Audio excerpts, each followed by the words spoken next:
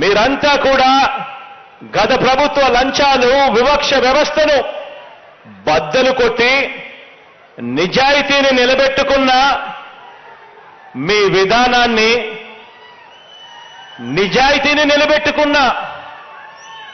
విధానాన్ని నా విధానాన్ని ఎజెండాగా తీసుకొని అడుగులు వేస్తూ త్రికరణ శుద్ధితో ఎవరైనా కూడా 2019కి ముందు మన ప్రభుత్వం రాకమునుపు లంచాలు లేని వ్యవస్థ సాధ్యమేనా అంటే లేదు, సాధ్యమే అని చెప్పి చూపించినందుకు ఈ 4 ఏళ్లుగా చేసి చూపించినందుకు ఈ బహుమతి మొత్తాన్ని పెంచాం. సేవా వజ్రాలకు 45,000, సేవా రత్నాలకు 30,000, సేవా మిత్రులకు 15,000 చొప్పున ఇస్తా ఉన్నాం. ఈ ఏడాది కూడా ప్రతి నియోజకవర్గం నుంచి 5 చొప్పున 875 మంది వాలంటీర్లకు సేవా వజ్ర అవార్డులతో సత్కరిస్తా ఉన్నాం. ప్రతి మండలం, ప్రతి మున్సిపాలిటీ పరిధి నుంచి కనీసం 5 మంది, కార్పొరేషన్ పరిధి నుంచి కనీసం 10 మంది చొప్పున 4,150 మంది వాలంటీర్లకు సేవా రత్న అవార్డులతో గౌరవిస్తా ఉన్నాం. ఏడాదిగా మంచి సేవలందించిన 2,50,439 మంది నా వాలంటీర్ చెల్లెమ్మలకు, నా వాలంటీర్ తమ్ముళ్లకు సేవా మిత్ర అవార్డులతో సన్మానిస్తా ఉన్నామని కూడా చెప్పడానికి గర్వపడతా ఉన్నా.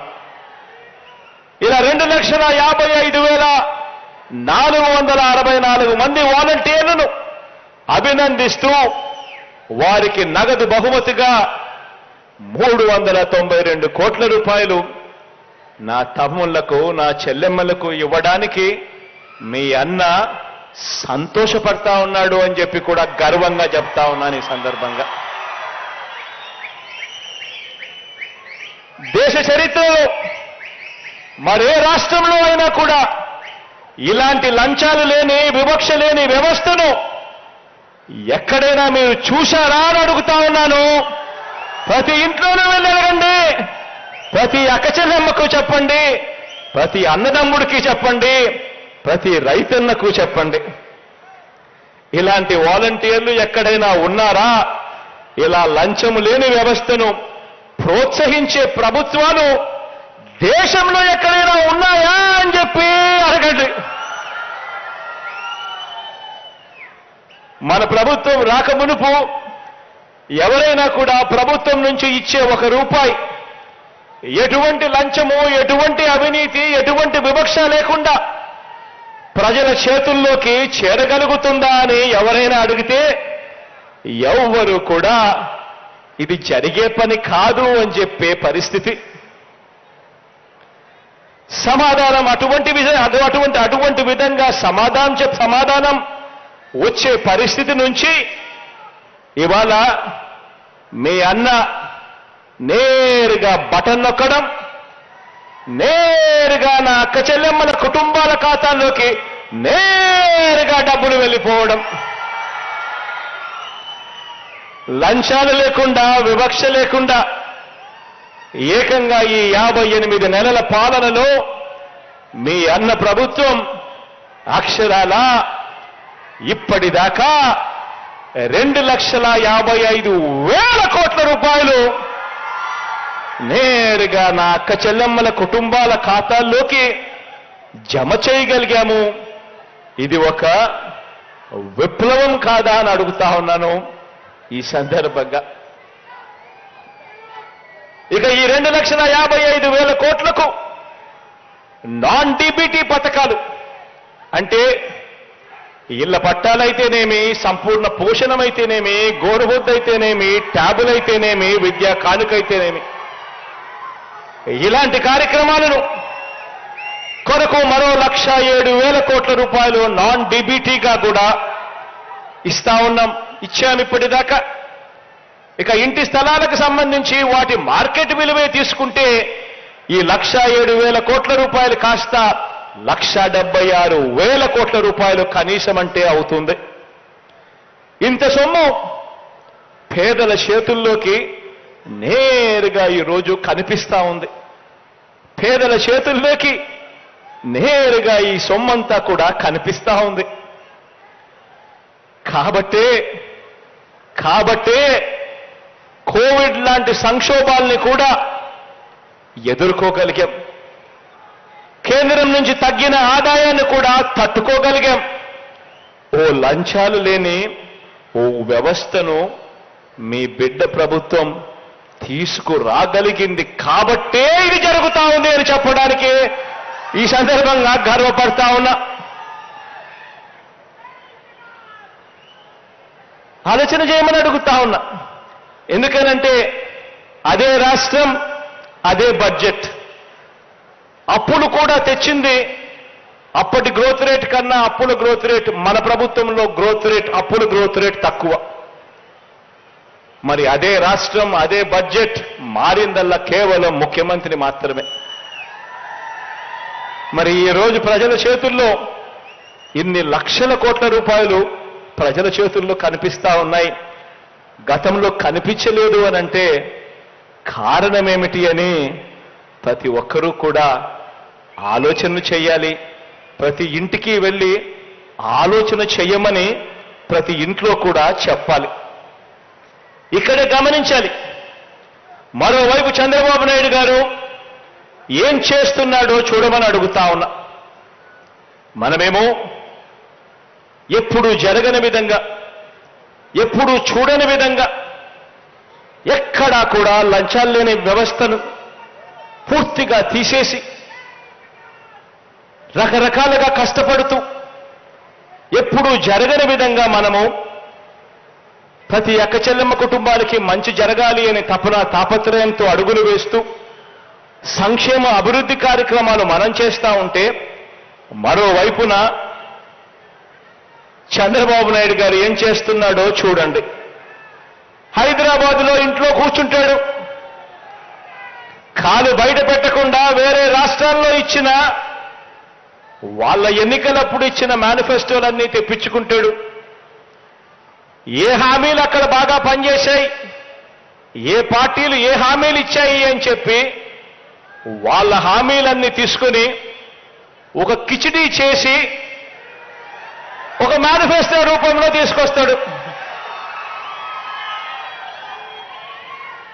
మన మేనిఫెస్టో ప్రజల కష్టాల నుంచి, ప్రజల కష్టాలను చూసి వారి కష్టాల నుంచి మన మేనిఫెస్టో పుట్టింది.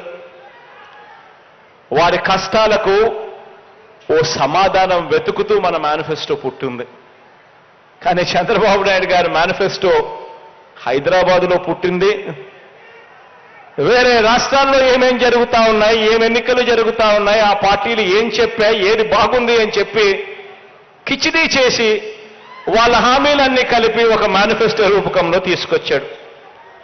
ఆ హామీలన్నీ కూడా నిజంగా అమలు చేసే అవకాశం, పరిస్థితి రాష్ట్ర ప్రభుత్వానికి ఉందా? చేయగలుగుతామా?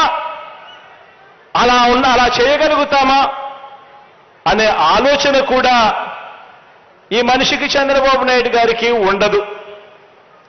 లేకుండా తాను మోసాలకు దిగాడు. కారణం ఏమిటో తెలుసా?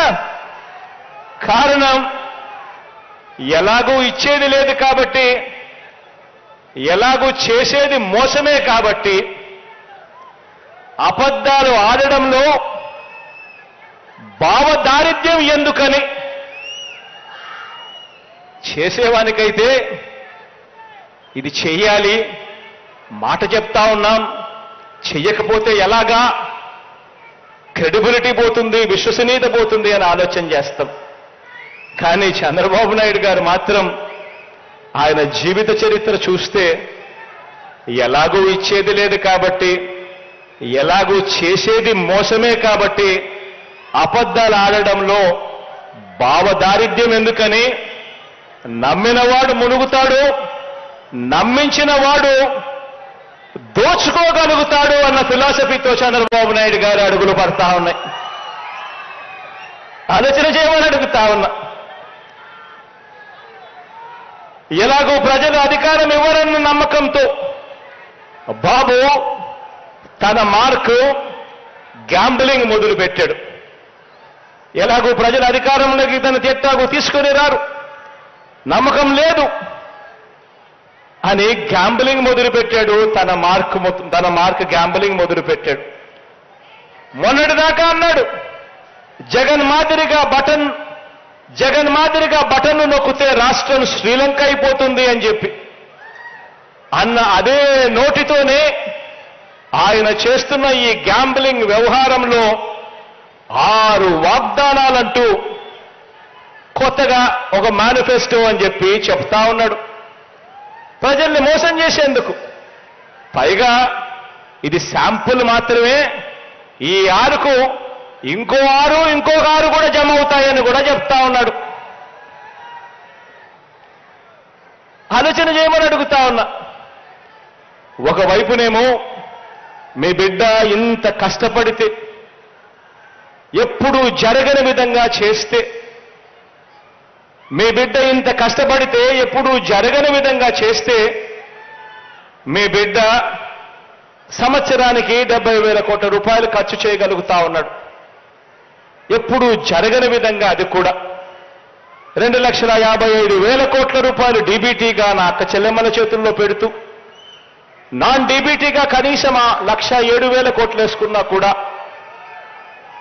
ఆ 3,55,000 కోట్ల రూపాయలు 5 సంవత్సరాల కింద లెక్కేసుకుంటే దాదాపుగా 70,000 కోట్ల రూపాయలు చాలా కష్టపడితే మీ బిడ్డ ఖర్చు చేయగలుగుతా ఉన్నాడు. కానీ ఈరోజు చంద్రబాబు నాయుడు గారు అంటాడు ఈ 6 కాదు, ఈ 6కు శాంపుల్ మాత్రమే అని చెప్పి. ఆశ్చర్యం ఏమిటో తెలుసా? మీ బిడ్డ చేస్తా ఉన్న ఈ మంచి కార్యక్రమాలలో కొన్ని కార్యక్రమాలు, మీ బిడ్డ చేసే కొన్ని కార్యక్రమాలు ఎవరికైనా కూడా టచ్ చేయడానికి కూడా ధైర్యం సరిపోదు.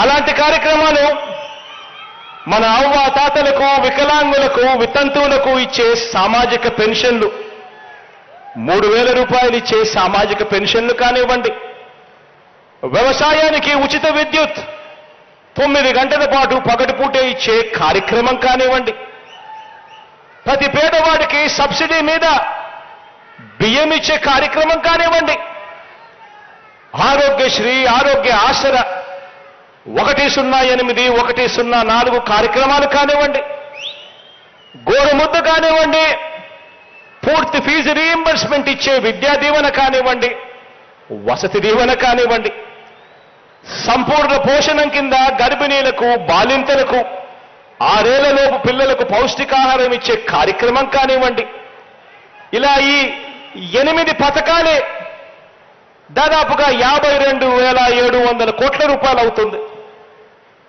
ఎవరైనా రద్దు చేయాలన్నా చెయ్యి కూడా వెయ్యలేని పథకాలు ఇవి. మరి ఈ 52,700 కోట్ల రూపాయలు ఈ పథకాలకు తోడు చంద్రబాబు చెప్పిన 6 పథకాలు, చంద్రబాబు చెప్పిన ఆ 6 స్కీములు, అవి కూడా కలిపితే ఆ 6 స్కీములకు అయ్యే ఖర్చు 73,000 కోట్లు. ఇలా టచ్ చేయలేని స్కీములు మరో 52,000 కోట్లు. మొత్తంగా 1,26,140 కోట్ల రూపాయల లెక్కలు తేలుతా ఉన్నాయి. ఆలోచన చేయమని అడుగుతా ఉన్నా. మరోవైపు మీ బిడ్డ సంవత్సరానికి 70,000 కోట్ల రూపాయలు ఇచ్చే కార్యక్రమం కూడా చాలా కష్టపడితే వ్యవస్థలో విపరీతమైన మార్పులు తీసుకొస్తే, ఎక్కడా కూడా లంచం అనేది లేకుండా చేస్తే, ఇంతగా పారదర్శకత చేస్తే, కష్టపడితే 70,000 కోట్ల రూపాయలు ఇచ్చే పరిస్థితి మీ బిడ్డ చేస్తా ఉంటే, గతంలో ఏమీ చెయ్యని ఈ వ్యక్తి, ఏ స్కీము పెట్టని ఈ వ్యక్తి ఏ మంచి చేయని ఈ వ్యక్తి, గత చరిత్ర అంతా కూడా మోసాలకే పరిమితమైన ఈ వ్యక్తి ఈ రోజు మీ బిడ్డ 70,000 కోట్లు ఇస్తా ఉన్నాడు సంవత్సరానికంటే, లేదు కాదు 1,26,000 కోట్ల రూపాయలు నేను ఇస్తాను అని అంటా ఉన్నాడు అని అంటే ఆలోచన చేయమని అడుగుతా ఉన్నాను. ఇది అయ్యేదా? మళ్ళీ మోసం చేయడం కాదా అని ఆలోచన చేయమని అడుగుతా ఉన్నా. రాజకీయాలలో ఎప్పుడైనా కూడా ఒక్కటి గుర్తుంచుకోండి. ఎందుకనంటే మీరంతా కూడా రేపొద్దున బావి లీడర్లు కావుతారు. ఈరోజు మీరు చేస్తా ఉన్న మీ సేవా కార్యక్రమాలు రేపొద్దున మిమ్మల్ని అందరినీ బావి లీడర్లుగా నిలబడతాయి. కానీ ఒక్కటి గుర్తుపెట్టుకోండి, లీడర్ అనేవాడు ఎలా ఉండాలి అనంటే, లీడర్ నోట్లో నుంచి ఒక మాట వస్తే ఆ మాట కష్టమైన నష్టమైన ఆ మనిషి ఆ మాట మీద నిలబడతాడు అన్న నమ్మకం ప్రతి పేదవాడిలోనూ ఉండాలి.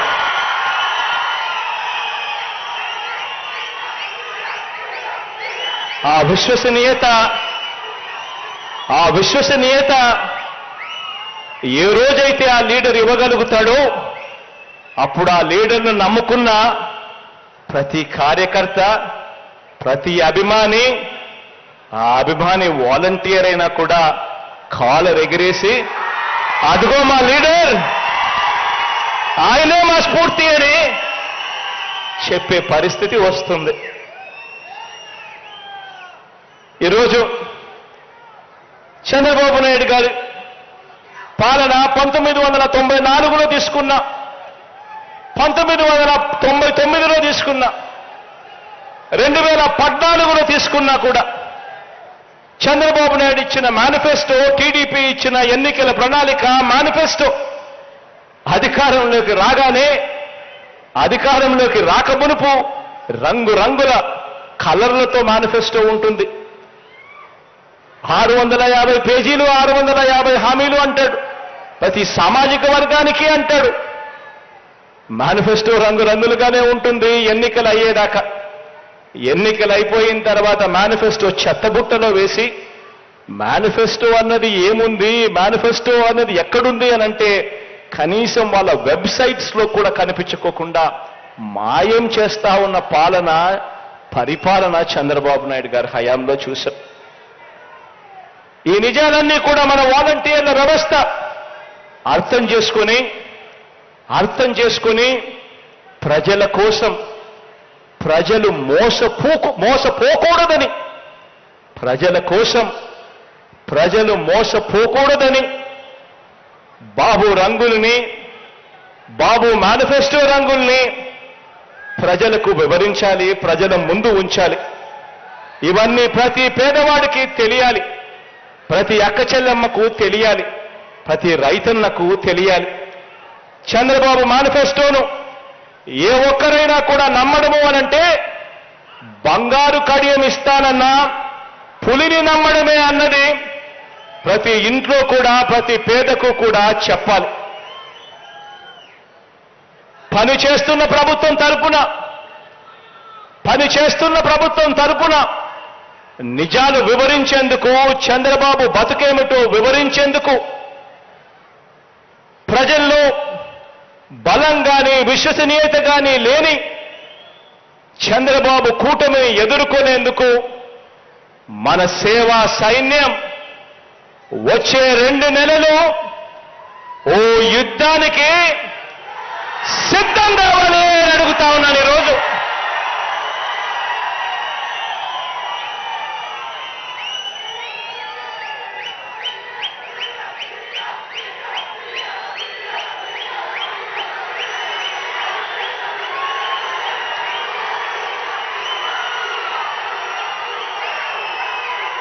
పేదవాడి భవిష్యత్ కోసం నిలబడడానికి మీరు సిద్ధమేనా అని అడుగుతా ఉన్నాను.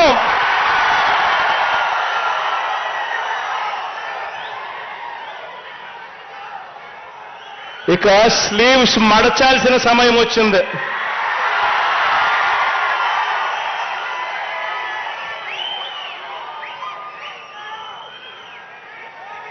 అబద్ధాల యోధుల్ని మట్టి కలిపి